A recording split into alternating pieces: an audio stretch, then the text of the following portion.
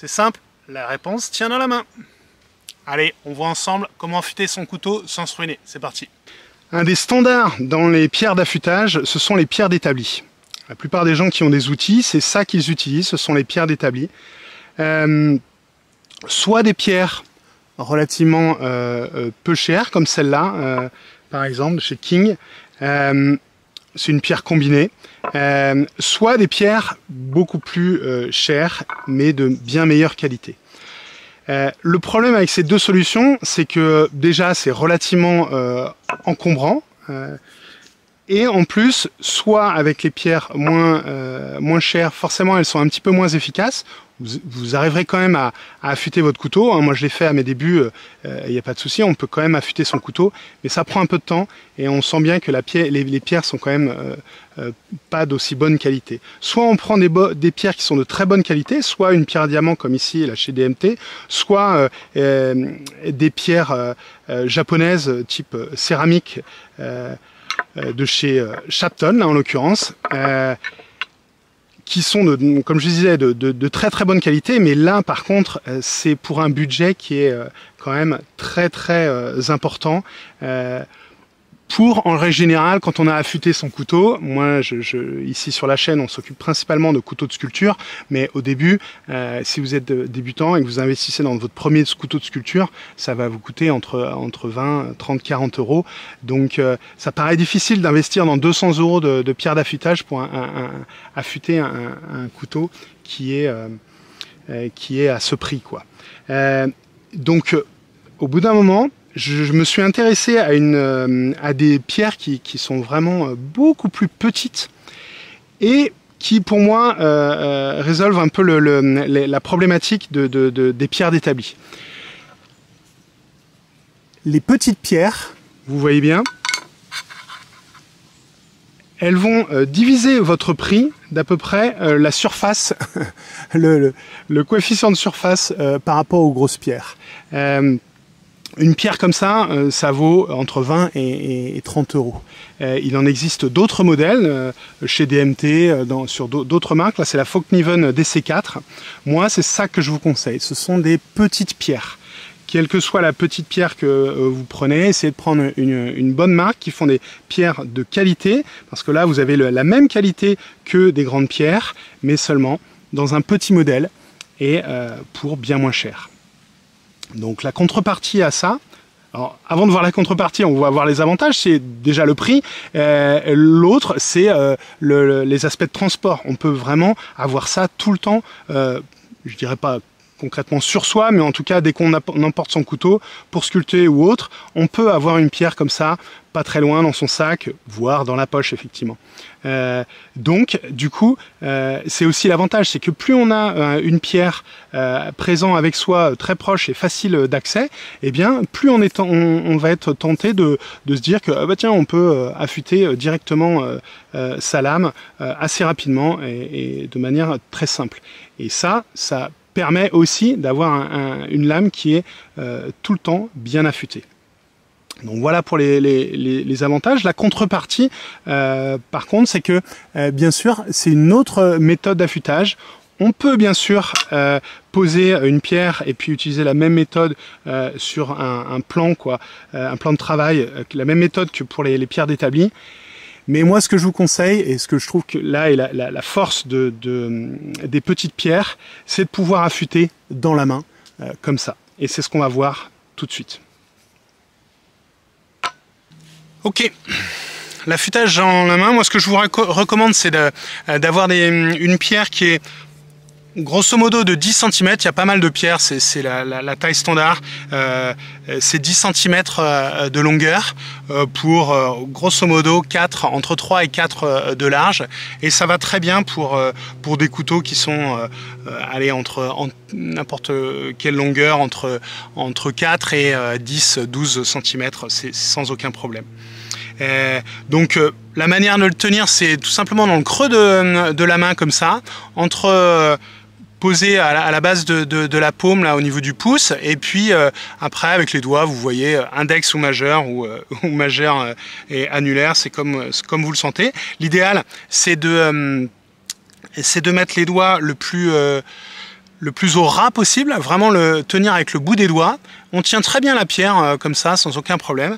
Et puis après, eh bien, on place tout simplement son couteau dessus. Moi, ce que je vous recommande absolument, je le dis régulièrement, mais toujours, si vous êtes débutant, c'est d'apprendre avec idéalement un couteau avec une émouture scandinave, comme ça, à émouture plate, assez large, ou alors idéalement avec, sinon avec un couteau à émouture plate, entièrement plate. Dans ce cas-là, l'émouture, elle va du tranchant jusqu'au dos de la lame.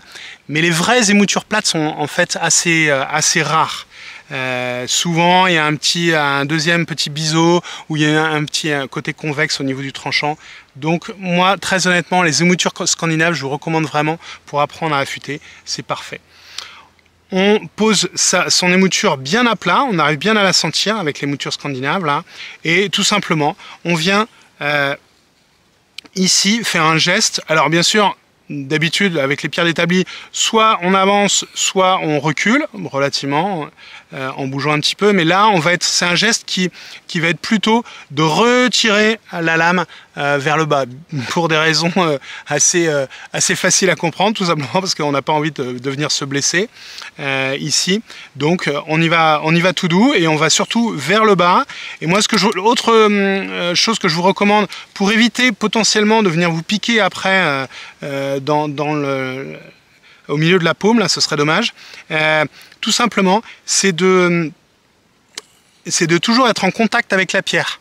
D'accord? Donc une fois que vous arrivez là, doucement, vous restez en contact et on vient remonter, tout simplement. Crac. On retire la lame et on la remonte. On retire et on la remonte. Et voilà. Juste ça, d'accord? Ça va vous permettre d'affûter votre lame au bout de un certain nombre de fois. D'accord? Là, on est avec la Folkniven DC4, là, je suis sur un grain moyen. C'est une pierre, le grain moyen, il est en pierre à diamant sur la DC4. Et donc, c'est là que se fait le gros de l'affûtage pour récupérer le maximum de l'affûtage au départ. D'accord? Je fais ça un certain nombre de fois. Vous voyez que je ne sors pas mon couteau, je le laisse en contact pour être sûr. Alors moi je suis un peu plus habitué, donc j'ai un peu de vitesse, mais c'est pas grave, hein. Vous, si vous faites un peu plus lentement, il n'y a aucun problème au début. Et là on vient sentir s'il y a un petit morphile qui s'est créé, une petite barbe de métal qui s'est créée au bout du tranchant. Là c'est le cas, je la sens sur l'ensemble du tranchant, donc je vais pouvoir faire la même chose de l'autre côté. Donc je place ma lame de l'autre côté et je fais exactement la même chose. Je garde le contact au niveau de la pointe avec la pierre pour revenir et éviter de me piquer la main. Je fais ça tranquillement, doucement. À peu près le nombre de fois, idéalement, c'est pas mal de compter le nombre de fois qu'on a fait sur une des faces de l'émouture pour faire à peu près le même nombre de l'autre face. Parce que quand on change de face, le morphile, au bout de 2 fois, on peut déjà le sentir. Sauf que en fait, l'affûtage ne sera pas allé véritablement jusqu'au tranchant. Donc, je fais à peu près le même nombre de passages. Là, très honnêtement, comme je parlais en même temps, j'ai pas compté.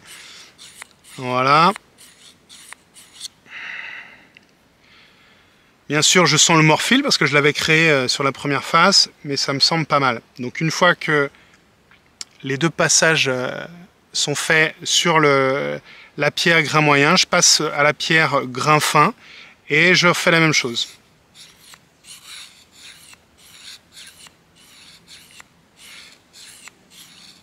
Un des intérêts de la DC4 là, de chez Folkniven, c'est que si jamais vous pouvez la tremper un petit peu à l'eau avant, mais si jamais vous n'avez pas d'eau, ça n'est pas nécessaire. Par contre, si vous n'avez pas d'eau, il vaut mieux la nettoyer assez régulièrement, tous les 2-3 2-3 affûtages à sec.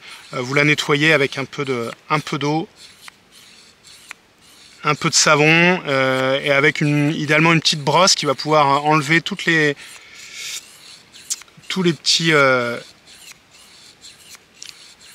copeaux, on va dire, de métal, les petites brisures de métal qui se sont infiltrées entre les grains de la pierre. Moi je fais ça avec une brosse à dents en général. J'ai une vieille brosse à dents que je dédie spécialement à ça. Et voilà. Ok. Et je repasse de l'autre côté. Même chose. Allez, on va dire une vingtaine. 3, 4, 5, 6, 7, 8, 9, 11, 12, 13, 14, 15, 16, 17, 18, 19, 20. Ok. C'est pas mal. La méthode que je recommande à la fin pour bien affûter, pour bien émorfiler le tranchant, parce que là le morphile il est toujours présent, même avec un grain fin, c'est... Alors, ça va pas forcément toujours enlever le morphile, ça peut en partie le casser, ou alors, à défaut, ça va le mettre pile poil dans l'axe du tranchant, et ce sera beaucoup mieux. C'est peut-être ça qui formera votre tranchant. Donc le morphile, hop, on le passe d'un côté, de l'autre, soit juste une fois ou deux, on alterne les côtés. On passe d'un côté et de l'autre. D'un côté et de l'autre. D'un côté et de l'autre. Allez, on fait vraiment alternatif, juste un passage à chaque fois. Ok, et une fois qu'on est là, même chose. Alors, ceux qui aiment avoir juste un couteau relativement bien affûté, ça, grosso modo, ça suffit. Pour nous les sculpteurs, il faut vraiment avoir un couteau affûté rasoir, donc forcément ça s'arrête pas là. Même chose, de même que je recommande des petites pierres, vous pouvez tout à fait soit vous fabriquer une petite plaquette cuir pour d'émorfilage, vous prenez un petit morceau de contreplaqué et puis un petit morceau de cuir que vous collez dessus, même chose, à peu près 10-15 cm, pas plus, et vous allez pouvoir affûter avec ça. Émorfiler votre lame avec ça. C'est une manière de finir l'affûtage de votre lame. Ici, moi, j'ai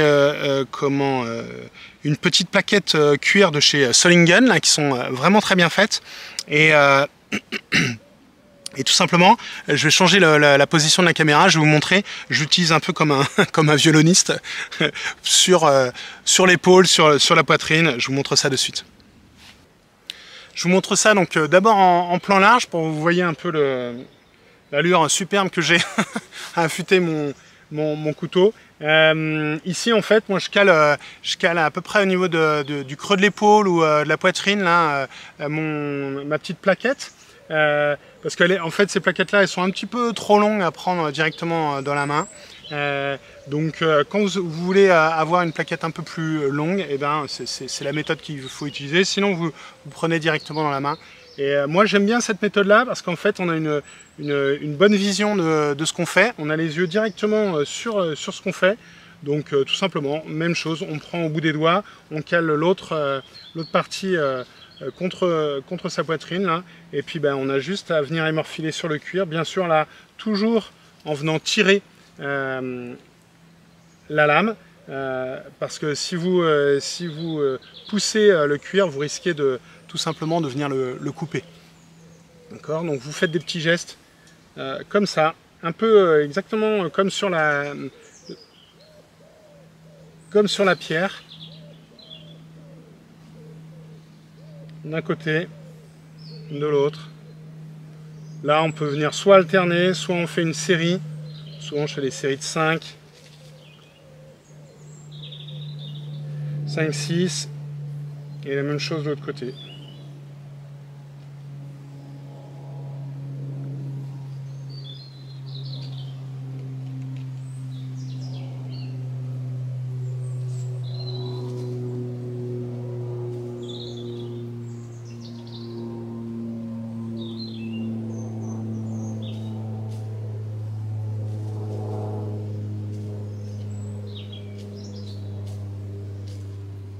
Et voilà. Normalement avec ça, ouais, je vous montre.